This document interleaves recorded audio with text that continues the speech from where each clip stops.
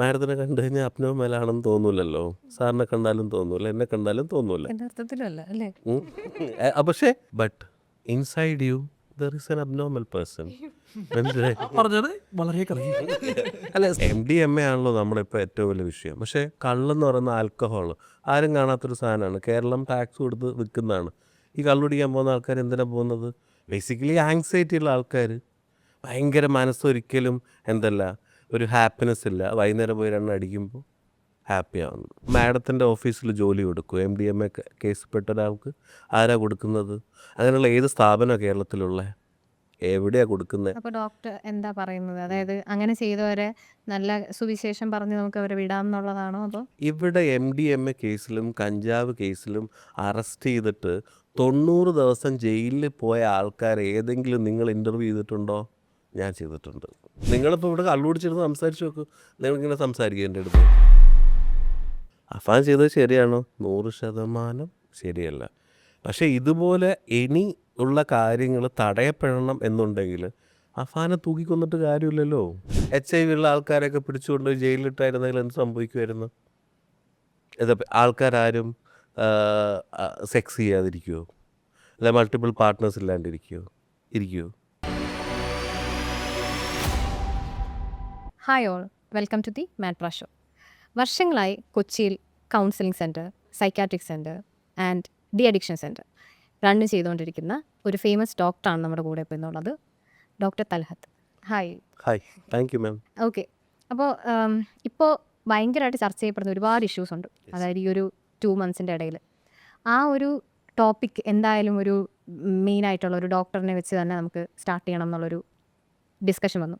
അതാണ് ഡോക്ടറിനെ ഞങ്ങൾ കണക്ട് ചെയ്തത് ഇപ്പോൾ ഈ ഒരു സീറ്റ്ലെസ് ഇരിക്കുന്നത്. ഈ ന്യൂസസിനെ കുറിച്ച്, ഇപ്പം നടക്കുന്ന ഈ ന്യൂസസിനെ കുറിച്ച് എന്താ പറയാനുള്ളത്? അത് നമ്മളിപ്പം 2025 ജനുവരി മുതൽ ഫെബ്രുവരി 2 മാസങ്ങളിലെ ക്രൈം റിപ്പോർട്ട് എടുത്ത് നോക്കി കഴിയുമ്പോൾ വളരെ ഡിഫറെൻ്റ് ആയിട്ടുള്ള ക്രൈംസ് ആണുള്ളത്. ഇതിന് ഇപ്പോൾ ഒരു കേസ് പറയുകയാണെന്നുണ്ടെങ്കിൽ, ഇപ്പം ട്രിവാൻഡ്രത്ത് നടന്ന ഒരു കൊലപാതകം, ഒരു അഫാൻ എന്ന് പറയുന്ന ഒരു ആൾ, നമ്മൾ സാധാരണ എന്താ പറയുക, പ്രയറായിട്ട് ഒരു ക്രിമിനൽ ഹിസ്റ്ററി ഒന്നും ഇല്ലാത്ത, ഡ്രഗ് അഡിക്ട്സ് ഒന്നുമില്ല, അല്ല ടോക്സിക്കോളജി റിപ്പോർട്ടിൽ ആൽക്കഹോൾ മാത്രമേ കണ്ടിട്ടുള്ളൂ, നാട്ടുകാരുടെ അടുത്തൊക്കെ മര്യാദയ്ക്ക് സംസാരിക്കുന്ന, അനിയനൊക്കെ ഭയങ്കരമായിട്ട് സ്നേഹിക്കുന്ന ഒരാൾ ഒരു ദിവസം പെട്ടെന്ന് ആൾക്കാരെല്ലാം കൊന്നുകളയാണ്. സോ ഇത് ഡിഫറെൻ്റാണ്. ഇതിപ്പം നമ്മൾ ഇപ്പം നെറ്റ്ഫ്ലിക്സിലും അല്ലെങ്കിൽ ബാക്കി യൂട്യൂബിലൊക്കെയുള്ള ഒരുപാട് ക്രൈം സീരീസുകൾ കാണുമ്പോൾ അതിലൊക്കെ ഒരു എന്തെങ്കിലും ഒരു പോയിൻ്റ് ഉണ്ടാവും ഒരാളെ ഇതിലേക്ക് നയിക്കുന്നതും എടുക്കുന്നതായിട്ടുള്ള. അഫാൻ്റെ കേസ് വളരെ ഇൻട്രസ്റ്റിംഗ് ആണ്. ഇൻട്രസ്റ്റിംഗ് ആവുന്നതെന്ന് പറഞ്ഞു കഴിഞ്ഞാൽ നമ്മളിൽ എല്ലാവരിലും ഒരു അഫാൻ ഉണ്ടെന്നുള്ളതാണ് ബേസിക് കാര്യം. കാരണം നമുക്കിപ്പം അതിനെപ്പറ്റി കൂടുതൽ അറിയില്ല, കുറച്ച് നമ്മൾ സ്പെക്കുലേറ്റീവ്. കാരണം ആ കേസ് ഡയറി നമ്മൾ കണ്ടിട്ടില്ല, നമ്മൾ പുള്ളിക്കാരനായിട്ട് നേരിട്ട് ഇൻ്റർവ്യൂ ചെയ്തിട്ടില്ല. പക്ഷെ നമുക്കിങ്ങനെ കുറേ കാര്യങ്ങൾ കേൾക്കുമ്പോൾ നമ്മൾ അസ്യൂം ചെയ്യുന്ന കുറച്ച് കാര്യങ്ങളാണ്. ഇത് അസംഷനാണ്. പക്ഷേ ഇതിലൊരു ഇൻട്രസ്റ്റിംഗ് കാര്യം, നമ്മളിൽ എല്ലാവരും ഒരു അഫാൻ ഉണ്ടെന്ന് പറയാനുള്ള കാരണം പുള്ളിക്കാരൻ പറഞ്ഞൊരു കാര്യമുണ്ട്.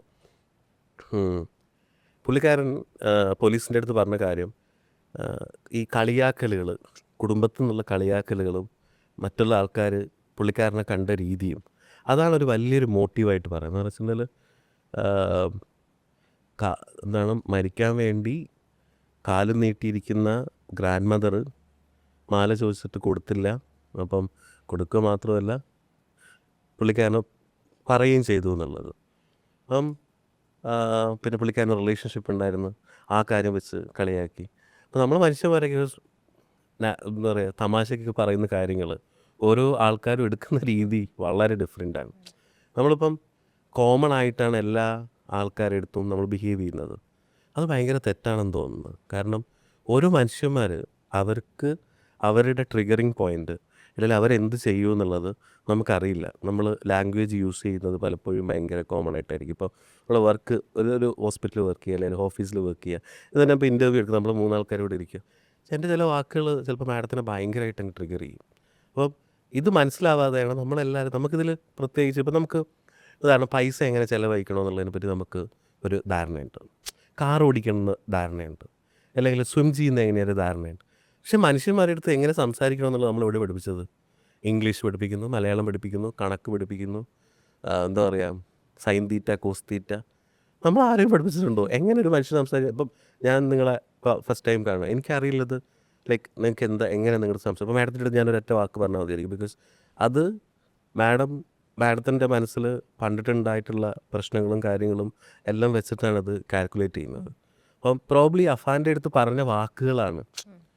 കാരണം നമ്മളെ കേരളത്തിലൊരു സൊസൈറ്റി 2 രീതിയാണ്. ഇപ്പോൾ നമ്മൾ 80s kid, 90s kid, 2K kids എന്നൊക്കെ പറയുമല്ലോ. അപ്പോൾ അഫാനൊരു 2K കിഡാണ്.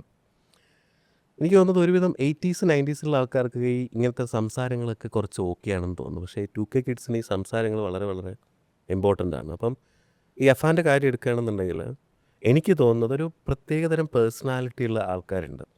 നമ്മളതിനെ ബോർഡർ ലൈൻ പേഴ്സണാലിറ്റി എന്നൊക്കെ പറയും. അപ്പോൾ ഒരു സൈക്യാട്രിസ്റ്റിൻ്റെ ഡിസിഷനോട് കൂടിയാണ് പുള്ളിക്കാരൻ മെൻ്റലി സ്റ്റേബിൾ ആണ്, അല്ലെങ്കിൽ അങ്ങനത്തെ സൈക്കിക് ഇഷ്യൂസ് ഇല്ല എന്നൊരു റിപ്പോർട്ട് കിട്ടി എന്നുള്ളൊരു അതെന്ന് പറയുമ്പോഴേ നമ്മളത് പലപ്പോഴും അത് സൈക്യാട്രിസ്റ്റ് എന്ന് പറയുന്ന ഒരാൾ ഒരു ദിവസം പോയി ഒരാളെ കണ്ട് പെട്ടെന്ന് ഇപ്പം നമ്മളിങ്ങനെ ഒരു സിറ്റുവേഷൻ, ഇത് ലോ ആൻഡ് ഓർഡർ സിറ്റുവേഷനാണ്.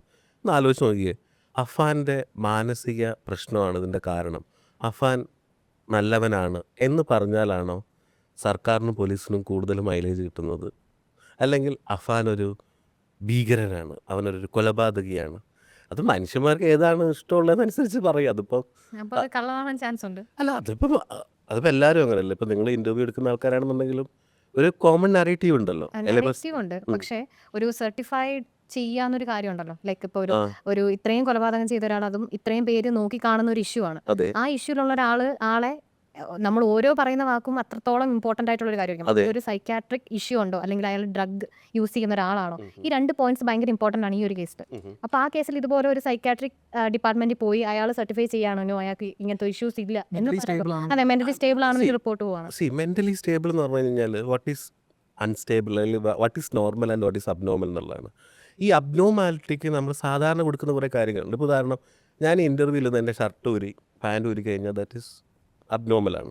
ഇല്ലെങ്കിൽ ഞാൻ വളരെ അൺറിലേറ്റഡ് ആയിട്ടുള്ള എന്തെങ്കിലുമൊക്കെ പറയും, കോച്ച് എന്നൊക്കെ പറയുമ്പോൾ അത് അബ്നോർമലാണത്. ലൈക്ക് അപ്പം ഓഡിറ്ററി ഹാലൂസിനേഷൻ അല്ലെങ്കിൽ എന്തെങ്കിലും പറയാം. ഇപ്പം ഞാൻ പറയണം, ഞാൻ ശിവൻ്റെ അവതാരമാണ്, ഞാൻ നിങ്ങളെല്ലാവരും കണ്ണുകൊണ്ട് ഇത് ചെയ്യും. ഇതൊക്കെയാണ് നമ്മുടെ അബ്നോർമാലിറ്റി. ഇങ്ങനത്തെ അബ്നോർമാലിറ്റി അളക്കാൻ സൈക്യാട്രിസ്റ്റിൻ്റെ ആവശ്യമുണ്ടോ? അത് എല്ലാവർക്കും അറിയുന്നതാണ്, അത് പോലീസുകാർക്കും അറിയാം. അല്ലാണ്ടൊരു അതാ ഞാൻ നേരത്തെ പറഞ്ഞത്, വളരെ വ്യക്തമായിട്ട് പ്രശ്നമുള്ള ആൾക്കാരുടെ അടുത്ത് എങ്ങനെ സംസാരിക്കണമെന്ന് എല്ലാവർക്കും അറിയാം. മനസ്സിലായില്ലേ? അഫാൻ്റെ കേസ് എന്ന് പറയുമ്പോൾ ഒരു വ്യക്തിയിൽ ഉള്ളിലുള്ള കാര്യങ്ങളുണ്ട്, മനസ്സിലായില്ലേ? ഉള്ളിലുള്ള കാര്യങ്ങൾ അത് ഇപ്പോൾ ഒരു സൈക്യാട്രിസ്റ്റ് വന്നിട്ട് ആ പ്രശ്നം ഉണ്ടെന്ന് എഴുതി കഴിഞ്ഞ് കഴിഞ്ഞാൽ അത് അഫാൻ എന്ന് പറയുന്ന ഒരാളുടെ ലോയർക്ക് അത് ഭയങ്കര ഗുണമാണ്. അങ്ങനെ എഴുതാനാവില്ല. വളരെ ഒബ്വിയസ് ആയിട്ടുള്ള പ്രശ്നങ്ങൾ, ഇപ്പോൾ സൈക്കോസിസ് അല്ലെങ്കിൽ അങ്ങനെ ഭയങ്കര ബൈപ്പോളർ അഫക്റ്റീവ് ഡിസോർഡർ, ഇതൊക്കെ വളരെ അബ്നോർമൽ ആയിട്ടുള്ള കാര്യങ്ങളാണ്. ഈ അബ്നോർമാലിറ്റി ഇല്ലയെന്നുണ്ടെങ്കിൽ, ഇപ്പം ഞാനാണ് അഫാനെ കാണുന്നുണ്ടെങ്കിലും ഇങ്ങനൊരു കുറ്റം ചെയ്ത ഒരാളാണ്, അയാളെ രക്ഷിക്കാനല്ല നമ്മൾ നോക്കുക. അത് സമൂഹത്തിന് മുന്നിലൊരു ഇമ്പോർട്ടൻ്റ് ആയിട്ടുള്ള കാര്യമാണ്. അപ്പം ഞാൻ എൻ്റെ അക്കാദമിക്കൽ കാര്യമല്ല അവിടെ ചെയ്യാൻ നോക്കുന്നത്. ഞാനത് നമ്മുടെ നാടിനും നമ്മുടെ പോലീസ് സംവിധാനത്തിനും നമ്മുടെ രാഷ്ട്രീയപരമായ കാര്യങ്ങൾക്കും എല്ലാത്തിനുള്ളൊരു സംഭവമാണ് നമ്മൾ എഴുതുന്നത്. അത് ഒരു രീതി സൈക്യാട്രിസ്റ്റ് ശരിയുമാണ്. ഞാനീ പറയുന്ന അബ്നോർമാലിറ്റീസ് ലൈക്ക് നമ്മൾ നേരിട്ട് കണ്ടപ്പം ഫോർ എക്സാമ്പിൾ മാഡത്തിനെ കണ്ടു കഴിഞ്ഞാൽ അബ്നോർമലാണെന്ന് തോന്നൂലല്ലോ, സാറിനെ കണ്ടാലും തോന്നൂല, എന്നെ കണ്ടാലും തോന്നൂല. പക്ഷേ but inside U there is an abnormal person. പറഞ്ഞത് വളരെ അല്ല, the thing is, I will tell. Let me guess. ഞാൻ ഗസ് ചെയ്യട്ടെ. ഞാൻ ഗസ് ചെയ്യാം. ഓക്കെ, ഡ്രോപ്പ് അഫാൻ്റെ കാര്യം വിടുവാണ്. അപ്പം madam, are you a sensitive person? ആണോ? Are you do you have ഒരു ഇൻസെക്യൂരിറ്റി തോന്നാറുണ്ടോ? ഉണ്ട്. ഇടയ്ക്ക് ഇമ്പൾസീവായിട്ട് കാര്യങ്ങൾ ചെയ്തിട്ടുണ്ടോ? ഈ 3 കാര്യം പോരെ? You can do that, right? ഞാൻ നല്ലൊരു വാക്ക് പറയാം, ദാറ്റ് മേക്ക് യു ഭയങ്കര സെൻസിറ്റീവ് അല്ലേ? ആൻഡ് ദെൻ ആ സെൻസിറ്റിവിറ്റി എന്ത് ചെയ്യും? ഇൻസെക്യൂരിറ്റി ഉള്ള ആൾക്കാർക്ക് ഭയങ്കര പ്രശ്നമാവും.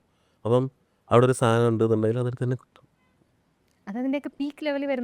യെസ്, പീക്ക് ലെവലിൽ വരാൻ അഫാൻ എന്ന് പറയുന്ന ഒരാളെ അതിലേക്ക് നയിച്ച കാര്യങ്ങളുണ്ട്. അയാളെ പീക്ക് ലെവലിൽ എത്തിച്ചിട്ടുണ്ട്, 100% എത്തിച്ചിട്ടുണ്ട്, 100%. കാരണം കടമുണ്ടാക്കിയിട്ടുള്ള കാര്യങ്ങൾ, പിന്നെ കുടുംബത്തിലെ, നമ്മളെ കേരളത്തിലെ കുടുംബങ്ങളും സൊസൈറ്റിയും പോകുന്നൊരു രീതിയുണ്ട്. എന്താണ് ഒരു മറ്റുള്ള വീട്ടിൽ എന്ത് നടന്നു അല്ലെങ്കിൽ നെഗറ്റീവ് ന്യൂസ് ഈ കുറ്റപ്പെടുത്തുക. നിങ്ങളൊരു കാര്യം ആലോചിച്ച് നോക്കിയേ, നിങ്ങൾ നമ്മളെ യൂട്യൂബിലാണ് അല്ലെങ്കിൽ എനി സോഷ്യൽ മീഡിയയിൽ ഒരാൾ തകരുന്നത് വീഡിയോ കാണാൻ എത്ര ആൾക്കാരുണ്ട്? പോസിറ്റീവ് വീഡിയോ എടുത്ത് കഴിഞ്ഞാൽ ആര് കാണും? ഇല്ല, കോമഡി കാണുന്നവരുണ്ട്. Comedy is a different thing. Humour വേറെയാണ്. അതൊരു പ്രത്യേക ഒരു പ്രത്യേക ഒരു സൈക്കോളജിക്കൽ പ്രോസസ്സാണ്. ഹ്യൂമർ എന്താണെന്നറിയാമോ? ലൈക്ക് അത് ഇതുമായിട്ട് റിലേറ്റഡ് അല്ല.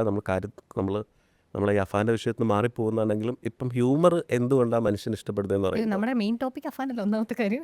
അല്ല ഓഫ് കോഴ്സ് അല്ല, ഇതൊന്നും അല്ല. പക്ഷേ ഹ്യൂമർ എന്ന് പറയുമ്പോൾ എന്താ ഹ്യൂമർ ആൾക്കാർ കാണുന്നതെന്ന് പറയുമ്പോൾ ഹ്യൂമർ ബ്രെയിനിന് ഭയങ്കര രസമായിട്ട് തോന്നുന്നത് നമ്മളിങ്ങനെ ഒരു കാര്യം ഇപ്പോൾ നമ്മളിങ്ങനെ പറഞ്ഞുകൊണ്ട് പോകുമല്ലോ. ഇപ്പോൾ അഫാൻ്റെ കാര്യം ഇങ്ങനെ പറഞ്ഞു, അതിൽ നിന്ന് പെട്ടെന്ന് മാറി വേറൊരു കാര്യം വരുമ്പം ബ്രെയിൻ അങ്ങ് സ്റ്റക്ക് ആകുമ്പോഴാണ് ചിരി വരുന്നത്. കോമഡി ചെയ്യുന്ന ആൾക്കാർ ആദ്യം അവരത് മുന്നേ പറയില്ലല്ലോ. നമ്മളിങ്ങനെ സീരിയസ് ആയിട്ട് എന്തോ ഒരു കാര്യം പ്രതീക്ഷിക്കും, പെട്ടെന്ന് വേറൊരു കാര്യം വരുമ്പോൾ എന്ത് ചെയ്യും, ബ്രെയിൻ അത് ഭയങ്കര ഇൻട്രസ്റ്റിംഗ് ആയിട്ട് തോന്നും. അപ്പോൾ നമ്മൾ ചിരിക്കുന്നത്. അതുപോലെ അതൊരു വണ്ടറാണ്. അതിലുള്ള കണ്ടൻറ്റുകളെല്ലാം കാണും. അതൊരു കഴിവ് വേണം. പക്ഷേ നെഗറ്റീവ് ന്യൂസിന് എന്ത് കഴിവാണ് വേണ്ടത്? ഒരു കഴിവും വേണ്ട. നെഗറ്റീവ് ന്യൂസ് ഉണ്ടാക്കാൻ എന്ത് കഴിവാണ് വേണ്ടത്? മറ്റുള്ളവൻ്റെ കാര്യത്തിലേക്ക് എത്തി നോക്കുക, തകരുന്നുണ്ടെന്നുണ്ടെങ്കിൽ കുറ്റപ്പെടുത്തുക, അല്ലാണ്ട് അത് സഹായിക്കലോ അല്ലെങ്കിൽ അത് കറക്റ്റ് കാര്യം ചെയ്യലോ ഒന്നുമല്ല. അപ്പോൾ ഈ പുള്ളിക്കാരനെ എന്തൊക്കെ ചെയ്തിട്ടുണ്ടാവും? എനിക്കറിയാം, ഞാൻ ആരെയും കുറ്റപ്പെടുത്തുന്നതല്ല. മാഡം നേരത്തെ ചോദിച്ചാൽ അതൊരു പീക്ക് ലെവലിലേക്ക് എത്തിച്ചത് സൊസൈറ്റിക്ക് അല്ലെങ്കിൽ പുള്ളിക്കാരൻ്റെ ഫാമിലിയിലുള്ള ബാക്കിയുള്ള ആൾക്കാർക്ക് മറ്റുള്ളവർക്കൊക്കെ ഒരു പങ്കുണ്ടോ ഇല്ലയോ എന്നുള്ളത് നോക്കണം.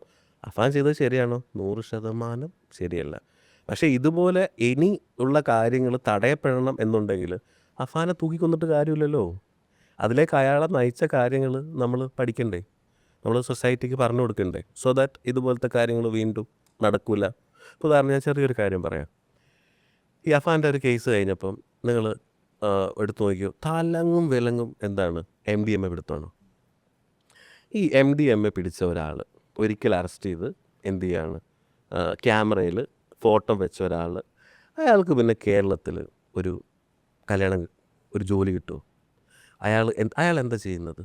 അയാൾ വീണ്ടും ഒരു MDMA കച്ചവടക്കാരനാവുമല്ലേ? അല്ലേ, നിങ്ങൾ പറ, അല്ലേ? അയാൾ ആ കടന്നുപോയ സിറ്റുവേഷൻസ് അയാൾ ഒന്നും കൂടി അനുഭവിക്കേണ്ടി വരും എന്ന് ഓർക്കുമ്പോൾ മേ ബി അത് ചെയ്യാണ്ടിരിക്കില്ല. അങ്ങനെയാണെന്നുണ്ടെങ്കിൽ, അങ്ങനെ ചെയ്യാണ്ടിരിക്കണം എന്നുണ്ടെങ്കിൽ അയാൾ മാഡത്തിൻ്റെ ഓഫീസിൽ ജോലി കൊടുക്കും. MDMA കേസ്പ്പെട്ട ഒരാൾക്ക് ആരാ കൊടുക്കുന്നത്? അങ്ങനെയുള്ള ഏത് സ്ഥാപനമാണ് കേരളത്തിലുള്ള? എവിടെയാണ് കൊടുക്കുന്നത്? അപ്പോൾ ഡോക്ടർ എന്താ പറയുന്നത്? അതായത് അങ്ങനെ ചെയ്തവരെ നല്ല സുവിശേഷം പറഞ്ഞ് നമുക്ക് അവരെ വിടാമെന്നുള്ളതാണോ? അതോ ഒരിക്കലും അല്ല, സുവിശേഷം പറഞ്ഞ് വിടാമെന്നല്ല. അവരുടെ മെൻ്റൽ ഹെൽത്ത് ഇഷ്യൂ എന്താണെന്ന് നോക്കണം. ഒരാൾ ഡ്രഗ്സിലേക്ക് പോകുന്നത് അയാളുടെ മാനസിക രോഗങ്ങൾ കാരണമാണ്. നമ്മളിപ്പം MDMA ആണല്ലോ നമ്മളിപ്പോൾ ഏറ്റവും വലിയ വിഷയം. പക്ഷേ കള്ളെന്ന് പറയുന്ന ആൽക്കഹോൾ ആരും കാണാത്തൊരു സാധനമാണ്. കേരളം ടാക്സ് കൊടുത്ത് വിൽക്കുന്നതാണ്. ഈ കള്ളുപിടിക്കാൻ പോകുന്ന ആൾക്കാർ എന്തിനാണ് പോകുന്നത്? ബേസിക്കലി ആങ്സൈറ്റി ഉള്ള ആൾക്കാർ, ഭയങ്കര മനസ്സൊരിക്കലും ഒരു ഹാപ്പിനെസ് ഇല്ല. വൈകുന്നേരം പോയി 2 അടിക്കുമ്പോൾ ഹാപ്പി ആവുന്നു. സോ ആങ്സൈറ്റിയാണ് കള്ളുകൂടിയിലേക്ക് നയിക്കുന്നത്. ഈ ആങ്സൈറ്റി ചികിത്സിച്ച് കഴിഞ്ഞാൽ അതുപോലെ ഈ MDMAയിലേക്കും അല്ലെങ്കിൽ കാനബിസിലേക്കും പോകുന്നതിൻ്റെ ഒരു റീസൺ ഉണ്ട്. ആ റീസൺ ഞാൻ ചോദിക്കട്ടെ, കേരളത്തിൽ എക്സൈസ് ഡിപ്പാർട്ട്മെൻറ്റ് എത്ര കാശ് ബഡ്ജറ്റ് കൊടുക്കുന്നുണ്ട്? കേരളത്തിലെ ഹെൽത്ത് ഡിപ്പാർട്ട്മെൻറ്റ് എത്ര ബഡ്ജറ്റുണ്ട്?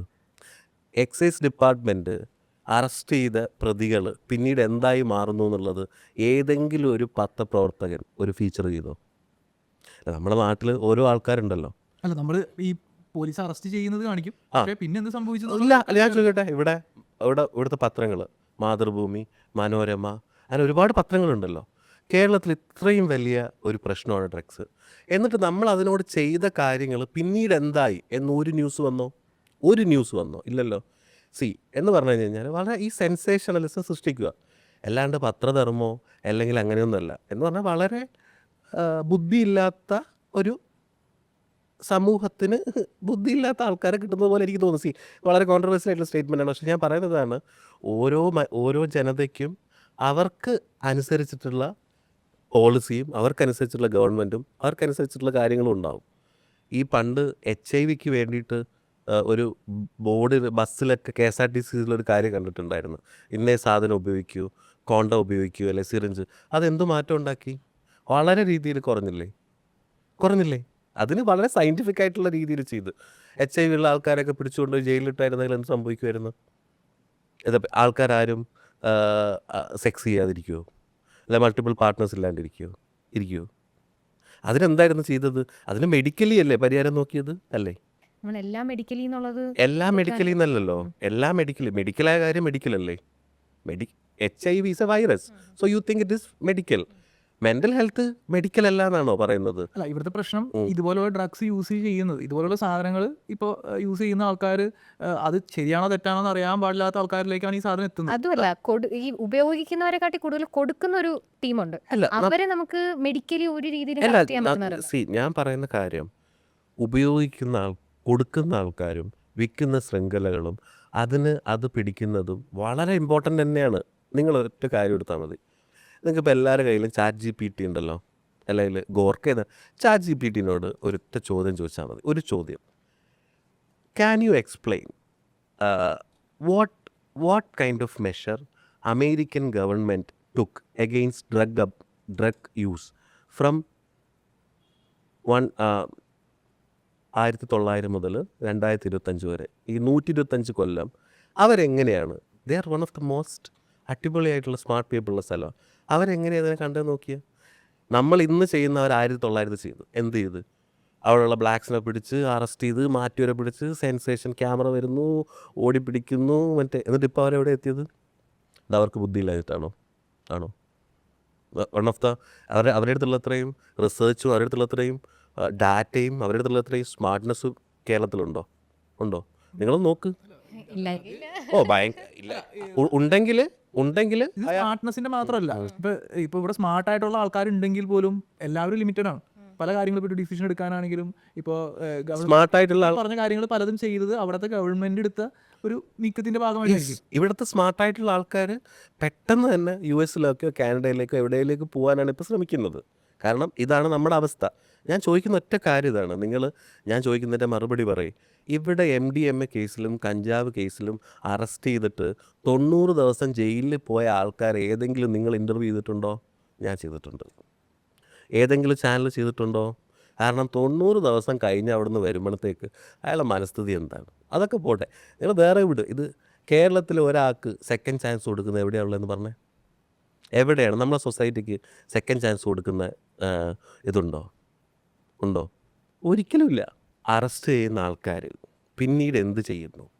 അവർ വീണ്ടും വലിയ കാരിയേഴ്സ് ആവുകയും അതിനേക്കാട്ട് പ്രശ്നത്തിലേക്ക് പോവുക ചെയ്യുന്നത്. അല്ല, അത് ഡോക്ടർ പറഞ്ഞ കാര്യം വാലിഡാണ്. അത് ശരിക്കും ചിന്തിക്കേണ്ട ഒരു വിഷയം തന്നെയാണ്. കാരണം പക്ഷേ അങ്ങനെ കുറ്റം ചെയ്യുന്നവരെ ഇപ്പോൾ സൗദി അറേബ്യയിൽ ചെയ്യുന്നത്, ഒരു കുറ്റം ചെയ്ത് കഴിഞ്ഞിട്ടുണ്ടെങ്കിൽ അവരെ കൊന്നുകളയുന്ന ഒരു രീതിയാണ്. നമ്മളുടെ ഇവിടെ അങ്ങനത്തെ ഒരു പാറ്റേണിലല്ല നമ്മുടെ നിയമങ്ങൾ പോകുന്നത്. അത് ചെയ്ത് കഴിഞ്ഞിട്ടുണ്ടെങ്കിൽ അതിൻ്റെ വേറൊരു സൈഡ് വരാം. ഇപ്പോൾ ഞാനിപ്പോൾ ഒരു കൊലപാതകം നമ്മളൊരു കൊലപാതകം ചെയ്യുന്ന ഒരാളാണെങ്കിൽ പിടിക്കപ്പെട്ട് കഴിഞ്ഞാൽ എന്തായാലും എന്നെ കൊല്ലുമെന്ന് പറഞ്ഞിട്ടുണ്ടെങ്കിൽ അതിൻ്റെ തെളിവുകൾ നശിപ്പിക്കുന്നതിൻ്റെ ഭാഗമായിട്ട് കൂടുതൽ കൊലപാതകങ്ങളും കൂടുതൽ രീതിയിലേക്കും വയലൻ്റായിട്ട് മാറാനും സാധ്യതകൾ വരാം എന്ന് ചിന്തിക്കുന്നതുകൊണ്ടാണ്. ഞാനൊരു ഓഫീസറിൻ്റെ ഒരു സ്റ്റേറ്റ്മെൻറ്റ് ഇങ്ങനെ ഇത് കേട്ടായിരുന്നു, റിലേറ്റഡ് ആയിട്ട് ചോദിച്ചു, എന്തുകൊണ്ടാണ് നമ്മളിവിടെ സൗദി അറേബ്യയിലെ നിയമം കൊണ്ടുവരാത്തതെന്ന് ചോദിച്ചപ്പോൾ ആ പോലീസ് ഓഫീസർ പറഞ്ഞാണ്.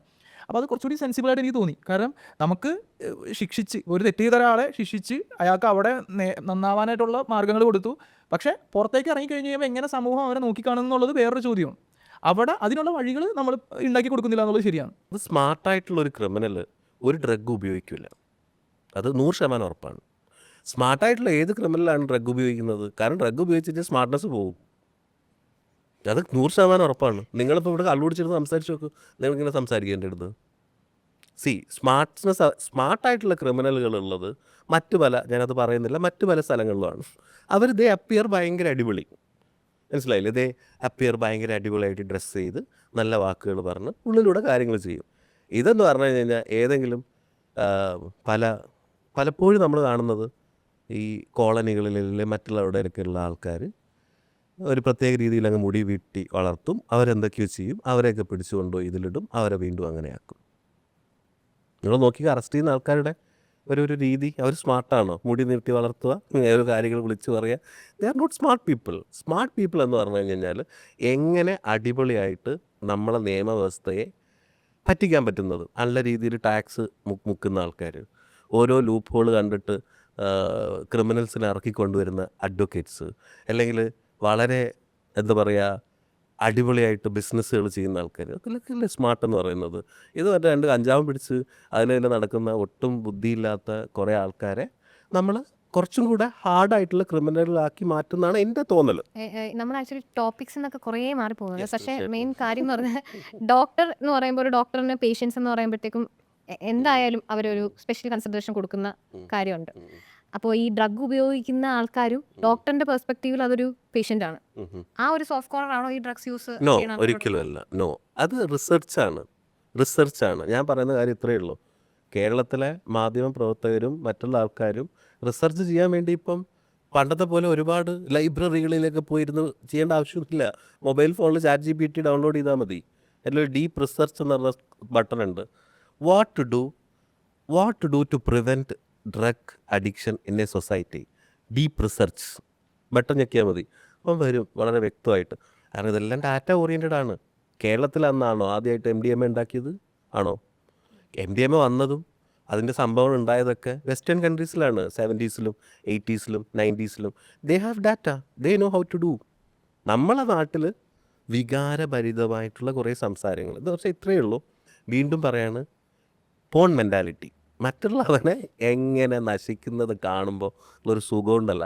ഇങ്ങനെ കുറേ ആൾക്കാർ കൂടി ഒരു ചെറുക്കനൊക്കെ വലിച്ചിട്ട് കൊണ്ടുപോകുന്നത് കാണുമ്പോൾ, ഫോണെടുത്ത് കാണുമ്പോൾ ആഹാ. ജനറേഷൻ്റെ കാര്യം പറയുമ്പോൾ നമ്മളിപ്പോൾ 80s-ഉം 90s-ഉം ഒക്കെ ആയിട്ടുള്ള കുട്ടികളുണ്ട്. അവരൊക്കെ ഈ പറയുന്ന ജെൻസി ടീം 2K ആൾക്കാരെ മാത്രമായിട്ട് പറയുന്ന ഡ്രഗ്സ് യൂസ് ചെയ്യുന്നത്. ശിവൻ മുതൽ ഈ പറയുന്ന കഞ്ചാവ് കാര്യങ്ങളൊക്കെ ആയിട്ട് ഉപയോഗിച്ച് തുടങ്ങി. അപ്പോൾ ആ കാലത്തുള്ളവർ ഉപയോഗിച്ചിട്ടുണ്ട്. അന്ന് ചർച്ച ചെയ്യപ്പെടാത്ത ഇൻസിഡൻസ് ലൈക്ക് ക്രൈംസ് നടക്കുന്നതുകൊണ്ടായിരിക്കാം 2K എന്ന് പറയുന്ന ജനറേഷൻ കുട്ടികളെല്ലാവരെയും ഭയങ്കരമായിട്ട് ജനറലൈസ് ചെയ്ത് സംസാരിക്കുന്നുണ്ട്. അപ്പോൾ അവരുടെ മെൻ്റൽ സ്റ്റേറ്റ് ഇപ്പോൾ ഡോക്ടർ തന്നെ ഇപ്പോൾ ക്ലിനിക്ക് നടത്തുന്നുണ്ട്. അവിടെ എങ്ങനെയാണ്, ഏത് റേഞ്ച് ഓഫ് ഏജിലുള്ള ആൾക്കാരാണ് കൂടുതലും ട്രീറ്റ്മെൻറ്റ്സിന് വരുന്നത്? ഓഫ് കോഴ്സ് അത് വളരെ സിമ്പിളായിട്ടുള്ളൊരു ചോദ്യമാണ് സൈക്കാട്രിയെ സംബന്ധിച്ചിടത്തോളം. കാരണം ബ്രെയിൻ എന്ന് പറയുന്ന സാധനം ഫുള്ളി ഡെവലപ്ഡ് ആവുന്നത് 25 വയസ്സിലാണ്. അതിൽ ഏറ്റവും അധികം പ്രശ്നം വരുന്നത് 15 മുതൽ 25 വയസ്സ് വരെയാണ്. ആ 15 to 25 പണ്ടൊക്കെ നമ്മളെ നാട്ടിൽ എനിക്കറിയില്ല, ഞാനൊരു 80s കിഡാണ്. അപ്പം പണ്ടൊക്കെ നമ്മളെ നാട്ടിലൊക്കെ ഒരു ഇതുണ്ടായിരുന്നു. ഈ 19-20 വയസ്സുള്ള ആൾക്കാരൊക്കെ എന്തെങ്കിലുമൊക്കെ വണ്ടിയൊക്കെ സ്പീഡിൽ ഓടിച്ചു പോവുക, അല്ലെങ്കിൽ ഒരു തല്ലുണ്ടാക്കുക, അങ്ങനെ ഒരു സെക്കൻഡ് ചാൻസ് കൊടുക്കുന്നൊരു സാധനം ഉണ്ടായിരുന്നു നാട്ടിൽ, ഉറപ്പായിട്ടുണ്ടായിരുന്നു. പക്ഷെ ഇപ്പം അവരെ സംബന്ധിച്ചിടത്തോളം അവരെ മുകളിൽ പ്രഷറാണ്. എന്തൊക്കെ ചെയ്യണം? ഇപ്പം നമ്മളിപ്പം എനിക്കറിയില്ല, ഇപ്പം I don't know, sir 80s കിഡാണോ 90s കിഡാണോ? 70s കിഡാണെന്ന് തോന്നുന്നു. 90s ആണ്. ഓക്കെ. സി പണ്ടൊക്കെ നമ്മളൊരു 18 പ്രീ ഡിഗ്രിക്ക് പഠിക്കുന്ന, അല്ലെങ്കിൽ ആദ്യം വന്ന +1 +2 നമുക്ക് കുറേ കാര്യങ്ങൾ ചെയ്യരുതായിരുന്നു. നമുക്ക് കളിക്കാൻ പോവാം, നമുക്ക് അത് ചെയ്യാം, ഇത് ചെയ്യാം. ഇപ്പോൾ ട്യൂഷൻ, അതിൻ്റെ മുകളിൽ ഇപ്പം എന്താ പറയുക, 21 വയസ്സിൽ ലൈഫ് സെറ്റിലാകൂ, 20 വയസ്സിൽ ഇതാകൂ. ഇന്നിങ്ങനെ അവരെ മുകളിൽ ഓരോരോ രക്ഷിതാക്കളും ഇടുന്ന സ്ട്രെസ്സ് നോക്കിക്കേ. ഇപ്പോൾ എവിടെയാണ് ഉള്ളത്? എനിക്ക് തോന്നുന്നില്ല ഈ 2K കിഡ്സ് എന്ന് പറയുന്ന ആൾക്കാരുടെ മുകളിൽ നമ്മളിടുന്ന സ്ട്രെസ്സ് നോക്കിയേ. അവർ 23-ാമത്തെ വയസ്സിൽ അവർ പൈസ ഉണ്ടാക്കാൻ തുടങ്ങിയിട്ടില്ലെങ്കിൽ ഫ്ലോപ്പാണ്. Is done. ഡോക്ടർ, ടീനേജ് കുട്ടികളിൽ മെൻ്റൽ ഹെൽത്ത് ഇഷ്യൂസിനെ പറ്റി പറയുന്നുണ്ടല്ലോ. അതിന് ഈ കൊറോണ ഒരു ഫാക്ടറാണെന്ന് തോന്നുന്നുണ്ടോ? 100%. 2020 ഉള്ള ഈ 5 കൊല്ലം കൊറോണയും കൊറോണ വാക്സിനും ഉണ്ടാക്കിയത് ടീനേജിൽ മാത്രമല്ല, മൊത്തത്തിൽ മനുഷ്യന്മാരുടെ മെൻ്റൽ ഹെൽത്ത് ഭയങ്കരമായിട്ട് കുളമായിട്ടുണ്ട് കൊറോണയ്ക്ക് ശേഷം. അത് എനിക്ക് തോന്നുന്നത് നമുക്കതിനെ പല രീതിയിൽ വ്യാഖ്യാനിക്കാം. ആൾക്കാർ ഒരു സ്ഥലത്തിരിക്കുന്നു, അങ്ങ് പോകാൻ പറ്റുന്നില്ല. പക്ഷെ അതൊന്നുമല്ല, അത് പ്യുവർലി ബയോളജിക്കലാണെന്നാണ് എനിക്ക് തോന്നുന്നത്. കൊറോണ വൈറസും അതുണ്ടാക്കിയിട്ടുള്ള വാക്സിൻ്റെ കാര്യങ്ങളും ആണ് തീർച്ചയായിട്ടും. അത് ഇപ്പം ഞാൻ ഒരുപാട് ആൾക്കാരിൽ കണ്ടൊരു കാര്യമാണ്. പണ്ടൊക്കെ ചെറിയൊരു ആങ്സൈറ്റി ഒക്കെ ഉള്ള ആൾക്കാരുണ്ടല്ലോ, അവർക്കൊക്കെ ഭയങ്കര ആങ്സൈറ്റി കൂടി. പിന്നെ വേറൊരു കാര്യം ആലോചിച്ചാൽ നിങ്ങൾ നോക്കിയാൽ മതി, പണ്ട് നമ്മുടെ നാട്ടിൽ സ്ത്രീകൾ പ്രസവിക്കുമായിരുന്നു. പക്ഷേ പോസ്റ്റ്മോർട്ടം എന്ന് പറഞ്ഞ സാധനം, പോസ്റ്റ്മോർട്ടം ഡിപ്രഷൻ നമ്മൾ കേട്ടിട്ട് പോലും ഉണ്ടായിരുന്നില്ലല്ലോ. നമ്മളൊക്കെ MBBS പഠിക്കുമ്പം പോസ്റ്റ്മോർട്ടം ബ്ലൂസ് എന്നൊക്കെ വല്ലപ്പോഴും കേൾക്കുന്ന കാര്യം. ഇത് വളരെ കോമൺ അല്ലേ? ഏതൊരു സ്ത്രീ പ്രസവിച്ച് കഴിഞ്ഞാൽ ഇപ്പം she's very vulnerable for postmortem depression. നിങ്ങൾക്ക് തന്നെ അറിയാമല്ലോ അല്ലേ? നിങ്ങളുടെ കൂടെ ഇപ്പം ഫ്രണ്ട്സും അവരൊക്കെ പ്രസവിച്ച് കഴിഞ്ഞ് കഴിഞ്ഞാൽ അതൊരു വലിയൊരു മാനസിക ബുദ്ധിമുട്ടിലേക്ക് പോകുന്ന ഒരവസ്ഥ. എല്ലാവർക്കും കോമൺ അല്ലല്ലോ. ഓ, കോമൺ അല്ലല്ലോ. മോസ്റ്റ്ലി ഇത് ഇത്രയും കൂടുതൽ നമ്മൾ കണ്ടിട്ടില്ല. അതുറപ്പാണ്, ഇത്രയും കണ്ടിട്ടില്ല. അത് 100% ഉറപ്പാണ്. ഈ പല ആൾക്കാരെയും ഇപ്പം ടീനേജാണ് എൻ്റെ അടുത്ത് ചോദിച്ചത്. Teenage is a very vulnerable ഏജാണ് ഫോർ ബ്രെയിൻ ഡെവലപ്മെൻറ്റ് നടക്കുന്നത്. പിന്നെ പ്രഗ്നൻസി ഒരു വൾണറബിലിറ്റിയാണ്. അതുപോലെ ഓൾഡ് ഏജ് ഒരു വൾണറബിലിറ്റിയാണ്. ഇങ്ങനെ വൾണറബിൾ ആയിട്ടുള്ള ആൾക്കാരുടെയൊക്കെ മെൻ്റൽ ഹെൽത്ത് ഇഷ്യൂസ് ഭയങ്കരമായിട്ട് കൊറോണയ്ക്ക് ശേഷം കൂടിയിട്ടുണ്ടെന്നുള്ള കാര്യത്തിൽ യാതൊരു സംശയമില്ല. റീസെൻ്റ്ലി ഒരു സ്റ്റഡിയിൽ ഇങ്ങനെ പറയുന്നുണ്ടായിരുന്നു, അതായത് കൊറോണയ്ക്ക് ശേഷം ബ്രെയിൻ ഫോഗ് പോലുള്ള അസുഖങ്ങൾ കൂടുതലായതുകൊണ്ട് ആണ് ഇത്തരത്തിലുള്ള ഒരു മെൻ്റൽ സ്റ്റെബിലിറ്റി പ്രത്യേകിച്ച് യുവാക്കളിൽ വരുന്നതെന്ന് പറഞ്ഞിട്ട് പറയുന്നുണ്ട്. അൺസ്റ്റേബിൾ ആണ് ആവുന്നതെന്ന് പറയുന്നു. അപ്പോൾ അത്തരത്തിൽ അങ്ങനെ ആണെങ്കിൽ തന്നെ ഇതിന് നമുക്ക് എങ്ങനെ എന്തൊരു പ്രതിവിധി കൊടുക്കാൻ പറ്റും, എന്ത് ചെയ്യാൻ പറ്റും? അൺസ്റ്റേബിൾ എന്ന് പറയുന്നൊരു കാര്യം നമ്മൾ എല്ലാ ആൾക്കാരും വളരെ കോമൺ ആയിട്ട് എന്താണ് വലിയ പ്രശ്നമാക്കി എടുക്കാത്തൊരു കാര്യമാണ് ജനറലൈസ്ഡ് ആങ്സൈറ്റി ഡിസോർഡർ എന്ന് പറഞ്ഞു കഴിഞ്ഞാൽ. അതാണ് എനിക്ക് തോന്നുന്നത് one of the most important thing. കാരണം നമുക്കത് മനസ്സിലാവില്ല. ഇപ്പം നമ്മൾ വിചാരിക്കും ഇപ്പോൾ എനിക്ക് ആങ്സൈറ്റി ഡിസോർഡർ ഉണ്ട്, എനിക്ക് കുഴപ്പമൊന്നുമില്ലല്ലോ, എനിക്ക് ടെൻഷനൊന്നുമില്ലെന്ന് ആൾക്കാർ പറയും. അങ്ങനെയല്ല. ഈ ആങ്സൈറ്റി എന്ന് പറഞ്ഞ സാധനം നമ്മൾ അറിയാതെയാണ് നമുക്ക് വരുന്നത്. അപ്പം ഈ മെൻ്റൽ സ്റ്റെബിലിറ്റി പോകുന്നതെന്ന് പറയുന്നത് ഈ ആങ്സൈറ്റി കൂടുകയാണ്. അപ്പോൾ ഈ ആങ്സൈറ്റി കൂടുമ്പോൾ അതിനുള്ള പ്രതിവിധിയായിട്ട് പലപ്പോഴും നമ്മൾ പോകുന്ന സാധനങ്ങളാണ് ബാറ്, ഡ്രഗ്സ്, മറ്റു കാര്യങ്ങളെല്ലാം. അതിനൊരുപാട് മാർഗ്ഗങ്ങളുണ്ട്. ഇപ്പോൾ ആങ്സൈറ്റി കുറക്കാൻ വേണ്ടി ഇപ്പോൾ നേരത്തെ പറഞ്ഞില്ലായിരുന്നോ ശിവനൊക്കെ ഇത് ഉപയോഗിച്ചിട്ടുണ്ടായിരുന്നു എന്നുള്ളത്. അത് വളരെ ഇൻട്രസ്റ്റിംഗ് ആയിട്ടുള്ളൊരു പോയിൻ്റാണ്. പണ്ടത്തെ കാലത്ത് ആൾക്കാർ ഈ കഞ്ചാവ് ഉപയോഗിച്ചിരുന്നത് ഉത്സവങ്ങളാണ്. ഒരു കമ്മ്യൂണിറ്റി എല്ലാവരും കൂടെ ഒരു ദിവസം തിരഞ്ഞെടുത്ത് അന്നത്തെ ദിവസം എന്ത് ചെയ്ത് അവരെ ബോണ്ടും കാര്യങ്ങളൊക്കെ പുതുക്കാൻ വേണ്ടിയിട്ടുള്ള അങ്ങനെ മാസമായിട്ടൊരു റിലീജിയസ് പർപ്പസിന് ഉപയോഗിച്ച കാര്യങ്ങളായിരുന്നു പണ്ട്. ഇപ്പം അത് അങ്ങനത്തെ ഇപ്പം ആൾക്കാർ തമ്മിൽ എന്താ പറയുക, ഇപ്പം എല്ലാവരും ഒരുമിച്ചിരുന്ന് കഞ്ചാവ് അടിക്കണമെന്നല്ല ഞാൻ പറയുന്നത്. പക്ഷേ പാരഡിക്സ് അത് പണ്ട് ചെയ്യുന്ന പണ്ടത്തെ ആൾക്കാർ വളരെ അടിപൊളിയായിട്ട് ചെയ്തത് ഇപ്പം വളരെ മോശമായിട്ട് ചെയ്യുന്നതാണ്. പാർട്ടി ഡ്രഗ്സ് വളരെ വളരെ മോശമായിട്ടുള്ള കാര്യമാണ്. ഞാൻ പറയുന്ന കാര്യം ഈ ആങ്സൈറ്റി എന്ന് പറയുന്ന സാധനത്തിനെ മാറ്റാനുള്ള പണ്ട് നിലനിന്നിരുന്ന കാര്യങ്ങൾ ഇപ്പോൾ ഒന്നുമില്ല. ആർക്കും സമയമില്ല, ആരും സംസാരിക്കുന്നില്ല, ഹ്യൂമൻ കണക്ഷൻസ് കുറവാണ്. ആരും പഴയതുപോലെ അല്ലല്ലോ. ഇപ്പം നമ്മളെല്ലാവരും മാറിപ്പോയില്ലേ, എല്ലാവരും ഓരോന്നിൻ്റെ പാക്കിൽ ഇങ്ങനെ ഓടുകയല്ലേ. അപ്പോൾ ഹ്യൂമൻ കണക്ഷൻസ് കുറയുന്നതാണ് ഈ ആങ്സൈറ്റിയുടെ ഏറ്റവും വലിയ കാര്യം. എന്ന് പറഞ്ഞാൽ നിങ്ങൾ ഒറ്റ കാര്യം ചെയ്താൽ മതി. ഇപ്പം എൻ്റെ അടുത്ത് ചോദിച്ചില്ല എന്ത് ചെയ്യാൻ പറ്റും എന്നുള്ളത്. നാളെ മുതൽ കേരളത്തിൽ എന്തില്ല, കറണ്ടും ഇല്ല, മൊബൈലും ഇല്ല, ഒന്നുമില്ല. ഒരു ആങ്സൈറ്റി കാണില്ല. നമ്മളെല്ലാവരും വീട്ടിൽ പോകുന്നു, രാത്രിയാകുമ്പോൾ കിടന്നുറങ്ങുന്നു, പിറ്റേ ദിവസം എന്തെങ്കിലുമൊക്കെ കൃഷി ചെയ്യുന്നു, ഭക്ഷിക്കുന്നു, അങ്ങോട്ടും ഇങ്ങോട്ടും ചെറിയ ചെറിയ സംസാരങ്ങൾ, ചെറിയ ചെറിയ അടികൾ.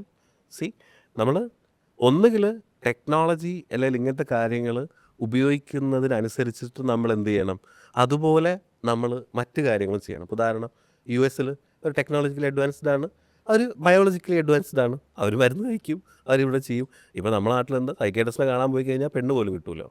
വളരെ നോർമലായിട്ട് തോന്നിക്കുന്ന പക്ഷെ നല്ല ഭ്രാന്തുള്ള ആൾക്കാർ അവരാണ്. പക്ഷേ ഭ്രാന്തന്മാർ ഭയങ്കര നല്ല ആൾക്കാർ. എൻ്റെ അമ്മ ഇന്നേ കാലം വരെ ഒരു മാനസിക രോഗി ഒരു സ്ത്രീയെ എടുത്ത് മോശമായിട്ട് ഇല്ല. ഒരു ഗതിയും പരഗതിയും ഇല്ലാതെ ഓരോ ഇങ്ങനത്തെ വീഡിയോയുടെ താഴത്ത് കമൻ്റ് ഇടുന്ന കുറച്ച് ആൾക്കാരെ മാത്രമാണോ മലയാളികൾ? ഒരിക്കലും അല്ല. പക്ഷെ എനിക്ക് ഈ നാട്ടിൽ ജീവിക്കണം. ഈ നാട് ഭയങ്കര രസമാണ്.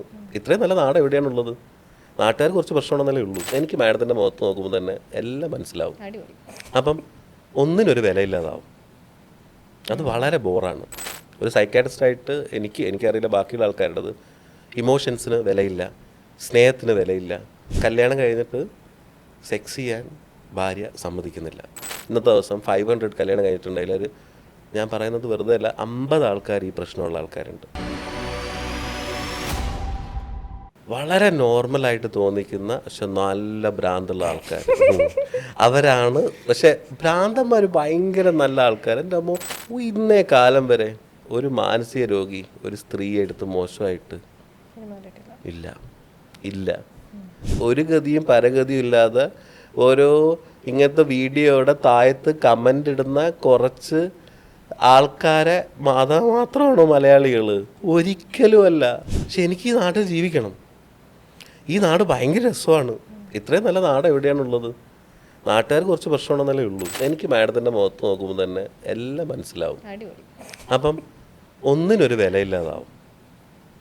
അത് വളരെ ബോറാണ്. ഒരു സൈക്കാട്രിസ്റ്റായിട്ട് എനിക്കറിയില്ല ബാക്കിയുള്ള ആൾക്കാരുടേത്. ഇമോഷൻസിന് വിലയില്ല, സ്നേഹത്തിന് വിലയില്ല. കല്യാണം കഴിഞ്ഞിട്ട് സെക്സ് ചെയ്യാൻ ഭാര്യ സമ്മതിക്കുന്നില്ല. ഇന്നത്തെ ദിവസം 500 കല്യാണം കഴിഞ്ഞിട്ടുണ്ടെങ്കിൽ ഞാൻ പറയുന്നത് വെറുതെ അല്ല, 50 ആൾക്കാർ ഈ പ്രശ്നമുള്ള ആൾക്കാരുണ്ട്.